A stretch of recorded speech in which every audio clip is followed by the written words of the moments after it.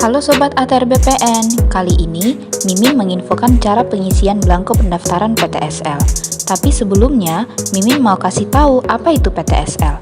PTSL atau Pendaftaran Tanah Sistematis Lengkap adalah kegiatan pendaftaran tanah untuk pertama kali yang dilakukan secara serentak bagi semua objek pendaftaran tanah di seluruh wilayah Republik Indonesia dalam satu wilayah desa atau kelurahan atau nama lainnya yang setingkat.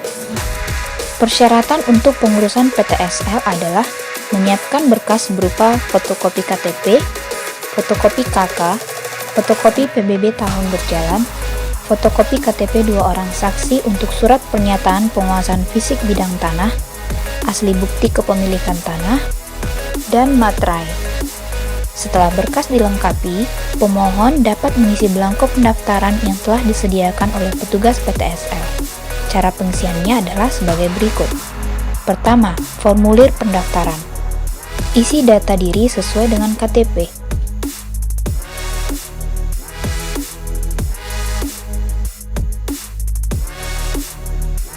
Jika bertindak selaku kuasa, maka identitas yang dikuasakan harus diisi.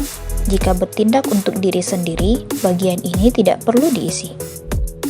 Di bagian berikutnya, diisi sesuai dengan letak bidang tanah yang didaftarkan.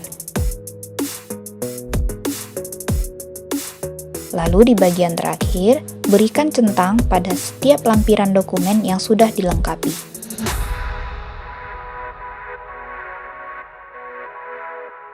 Isi nama lengkap pemohon atau kuasa dan tanda tangan.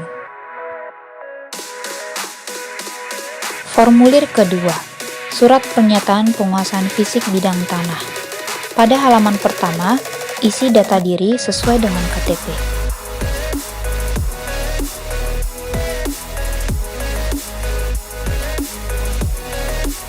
Berikutnya, isi letak bidang tanah dan batas-batas tanah sesuai dengan bukti kepemilikan tanah.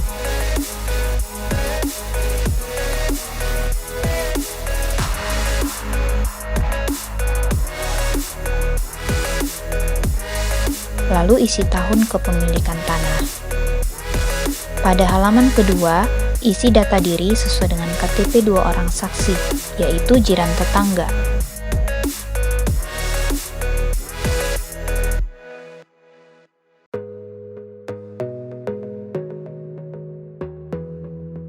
Isi tanggal, saksi-saksi menandatangani formulir dan mengisi nama lengkap, lalu isi nama lengkap pemohon atau kuasa, dan tanda tangan di atas materai.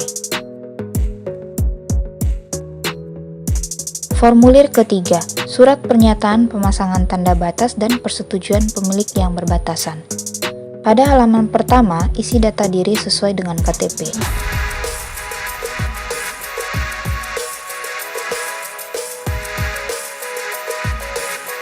Jika ada surat penetapan dari kantor penilaian pajak, isi nomor KOHIR, persil, dan kelas.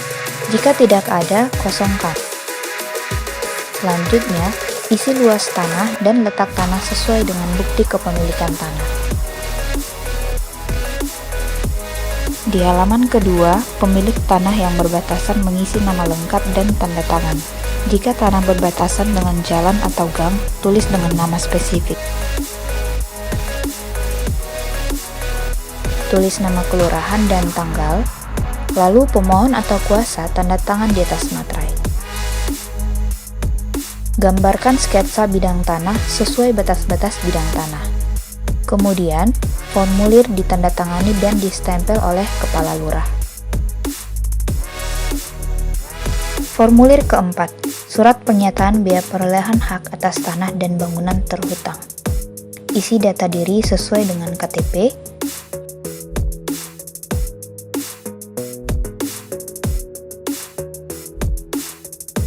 di bagian berikutnya, isi letak bidang tanah dan batas-batas tanah sesuai dengan bukti kepemilikan tanah.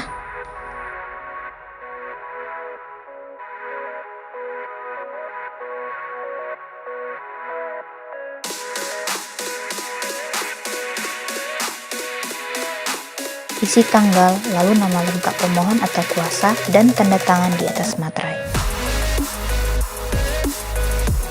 Formulir kelima, surat keterangan pajak penghasilan terhutang. Isi data diri sesuai dengan KTP.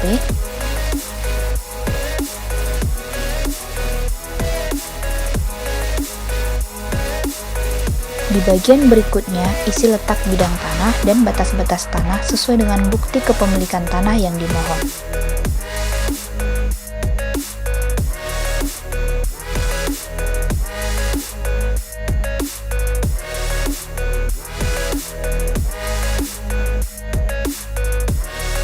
Isi tanggal, bulan, dan tahun perolehan hak jika tanah diperoleh melalui jual beli. Isi identitas penjual sesuai KTP dan tulis nama penjual. Jika tidak diperoleh melalui jual beli, bagian ini dikosongkan. Lalu isi tanggal, nama lengkap pemohon atau kuasa, dan tanda tangan di atas materai. Yang keenam, formulir isian inventarisasi dan identifikasi peserta PTSL. Di halaman pertama, isi nomor induk bidang sesuai dengan data dari petugas ukur, lalu nama kelurahan pada bidang tanah yang didaftarkan.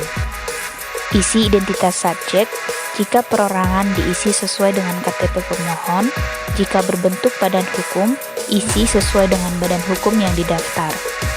Untuk identifikasi objek, diisi sesuai dengan letak tanah, isi NIB atau nomor induk bidang, dan luas tanah.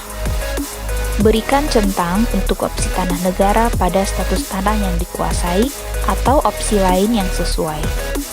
Untuk penggunaan atau pemanfaatan, centang opsi yang sesuai dengan tanah, misalnya rumah tinggal. Untuk bukti penguasaan, centang opsi pada bukti-bukti penguasaan tanah yang dilengkapi, misalnya akta peralihan. Di halaman kedua, centang opsi tidak ada sengketa, namun jika ada, tuliskan uraian sengketa. Pada catatan terlampir, bisa dicentang jika dokumen-dokumen tersebut tersedia. Lalu isi kelurahan, tanggal, nama lengkap pemohon atau kuasa, dan tanda tangan. Formulir yang terakhir adalah surat pernyataan kronologis perolehan tanah. Pada bagian atas, isi data diri sesuai dengan KTP dan isi letak tanah yang didaftarkan. Lalu isi riwayat terkait perolehan tanah dari awal sampai ke pemohon yang dilihat dari bukti-bukti perolehan tanah.